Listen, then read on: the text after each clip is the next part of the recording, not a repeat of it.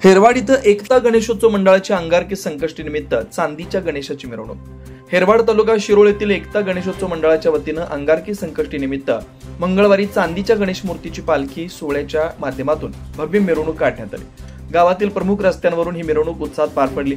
पारंपरिक वाद्यांच्या गजरात ही मिरवणूक काढण्यात आली। गणेशोत्सवाच्या पार्श्वभूमीवर यावर्षी मंडळाच्या वतीनं शिरोळ तालुक्यात पहिल्यांदाच श्री क्षेत्र पंढरपूर येथील विठ्ठल मंदिराची भव्य प्रतिकृती उभारली जाणार आहे। नुकतंच या प्रतिकृतीसाठी खांब पूजनाचा विधी संपन्न झाला।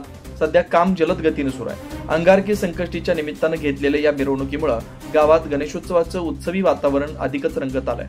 या मंडळाचे हे 25वे रौप्य महोत्सवी वर्ष असल्यानं यंदाचा गणेशोत्सव विशेष सोहळ्याने सजणार आहे। 24 ऑगस्ट रोजी मूळ मूर्तीचं आगमन मोठ्या उत्साहात करण्यात येणार आहे। त्यासाठी गावात सजावट, रोषणाई आणि सांस्कृतिक कार्यक्रमांची तयारी सुरू आहे। गणेशोत्सव काळात विविध धार्मिक, सांस्कृतिक आणि सामाजिक उपक्रमांचं आयोजन करण्यात येणार आहे। भाविकांसाठी दररोज कीर्तन, भजन, प्रवचन तसेच समाजहिताच्या उपक्रमांचं आयोजन करण्यात आलंय।